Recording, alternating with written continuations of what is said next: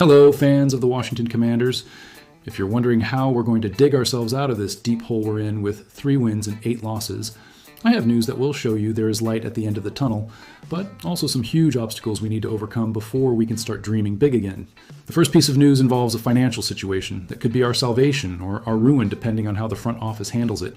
Because we have plenty of salary cap space, but also a gigantic problem that could limit our ability to use this money in the most efficient way. And the second piece of news finally brings that hope we've all been waiting for about the return of one of our biggest stars who has been sidelined for weeks. Subscribe to the channel now and turn on all notifications, because the coming weeks will define the future of the franchise, and leave that like me if you believe we can still fix this mess. So let's get straight to the point, because this financial situation is both exciting and concerning.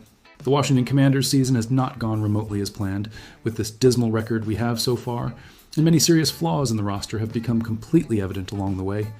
We desperately need reinforcements on both sides of the ball, but especially on defense, which needs massive changes this offseason. Dan Quinn has already made significant alterations by personally taking on the role of defensive coordinator, but this is just the beginning of a much larger overhaul that is to come. Jayden Daniels also urgently needs help on offense, whether through the signing of Brandon Aiyuk if he truly is released by the 49ers, as rumors indicate, or through the arrival of another high-level free agent who could be that explosive weapon we're missing. General Manager Adam Peters needs to learn from the mistakes he made last offseason and take a completely different approach this time. But he has a huge obstacle to overcome before he can do anything: the current roster itself. And this is where it gets interesting, because there is a very positive side to all of this. The favorable point of the roster that Peters has built over the last 2 off-seasons is that he hasn't invested much long-term money in players beyond Terry McLaurin and Sam Cosmi.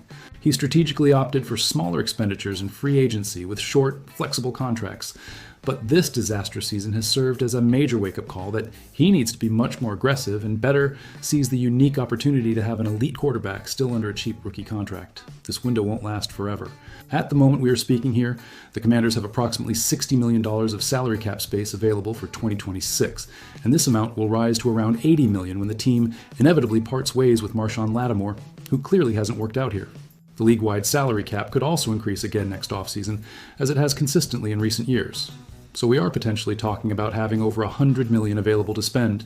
Regardless of the exact final number we will have available, Peters needs to seize this golden opportunity and fill the roster with real, proven talent, not just with temporary veterans at the end of their careers taking 1-year contracts for one last shot at the Super Bowl. The gigantic problem he faces is that we will have many players leaving as free agents. And here we arrive at the main obstacle I mentioned at the beginning. The Commanders don't have many players under guaranteed contract for the next season, and that creates an extremely complicated situation. Peters took over an absolutely terrible roster when he arrived here and had to completely rebuild it from scratch, starting to construct his own team the way he believed was right. This situation inevitably resulted in many 1-year contracts and 3-year contracts with an opt-out clause after the second season to maintain flexibility, and now the consequences of that strategy are becoming clear.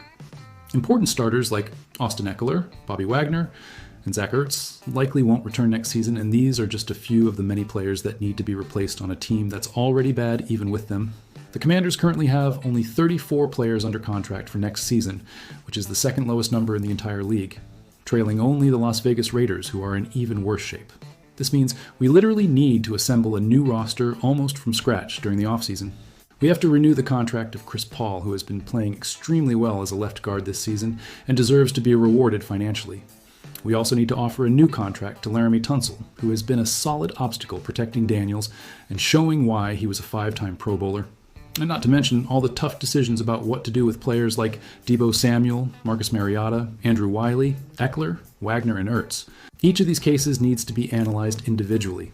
Peters literally has dozens of crucial decisions to make during this offseason, but the opportunities will definitely be there for him to act. The problem is that he needs to take full advantage of them and not repeat past mistakes of bringing in expensive veterans who don't perform, especially considering we only have 6 NFL draft picks to work with. With so few picks available, we can't rely solely on the draft to fill all the needs. Free agency is going to be absolutely crucial, and Peters will need to correctly identify which positions to target through signings and which to try to resolve through the draft. It's an extremely complicated puzzle that requires meticulous planning and perfect execution. One big mistake could cost us precious years of Daniels' cheap contract window. Now moving on to the second piece of news that finally brings that sigh of relief we have all been waiting for. The bye week is over for the Washington Commanders, and now it's time to get back to the hard work for the final 6 weeks of the season that we have ahead. There have already been several positive reports coming from the team in recent days, with Jayden Daniels returning to practice while waiting for final medical clearance for full contact. Many other key players like Noah Brown and Will Harris are also gradually returning to the field during that 21-day period after coming off the injured list. But what the fans really want to see is Terry McLaurin back in action. The best possible scenario would be Daniels' triumphant return with his favorite target on the field alongside him, both completely ready to play and reconnect that special chemistry they had. McLaurin is another extremely important player who has missed most of this completely disastrous season due to a persistent thigh injury that simply wouldn't heal properly, and head coach Dan Quinn has finally dropped some encouraging hints that the All-Pro wide receiver might be close to returning to the field. McLaurin initially suffered that thigh injury against the Las Vegas Raiders while attempting to score a touchdown, forcing him to miss the next 4 games while he recovered. In his eagerly awaited return against the Kansas City Chiefs, he unfortunately aggravated the same thigh injury and has been out since then. This happened 4 full weeks ago, meaning that following the previous recovery timeline, he should be ready to return this week. But Quinn is being cautious and doesn't want to create unrealistic expectations just yet. McLaurin returned to the team's first practice after the bye week, which is already an extremely encouraging sign, but it was just a light walk with no intensity, and he still needs to make significant progress in several specific aspects of the game before receiving full clearance. Quinn talked about seeing McLaurin and how that characteristic smile of his lit up the coach's face, showing how much he values having that player back. He explained that it wasn't an intense practice day with contact, but it's more or less what they expect the natural progression to be for him and a few other teammates over the next few days on Wednesday, Thursday, and Friday. McLaurin has been working incredibly hard throughout the recovery, and seeing the team finally take this next concrete step is exciting, but we still need to be patient to see exactly where this leads us. Quinn said he will have a much better answer about McLaurin's actual chances of playing on Sunday after watching him in practice for a longer period, because he's already seen Will Harris train for longer periods and can better assess that situation. But he can say the following about McLaurin. He is genuinely excited about the possibilities because of the speed and movement the receiver has already demonstrated even in this limited return. Quinn explained that he needs to see McLaurin performing maximum speed exercises in practice and then coming back and repeating the same feat several times in a row without any issues. Once he witnesses that happening consistently, the optimism will drastically increase about putting him on the field on Sunday. But for now, let's focus on these important initial steps first, so we don't rush anything and risk another setback. The simultaneous return of McLaurin and Daniels likely won't have a significant practical impact on our already nearly mathematically eliminated playoff chances, but it will certainly help immensely for the duo to reconnect and rebuild that special chemistry they had, carrying that renewed momentum into next season when it really matters. Daniels hasn't played with McLaurin on the field since week 2 at the start of the season, and the absence of that connection is one of the main reasons why the Commanders have this horrific record of 3 wins and 8 losses and are on the brink of complete playoff elimination.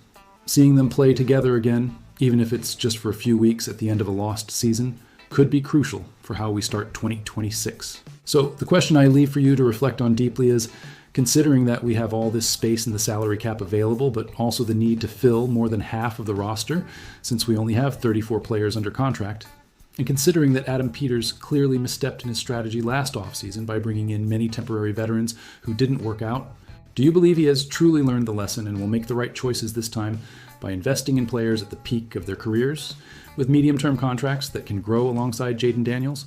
Or are we going to repeat the same mistakes by bringing in more cheap veterans and end up wasting another precious year of our quarterback's rookie window?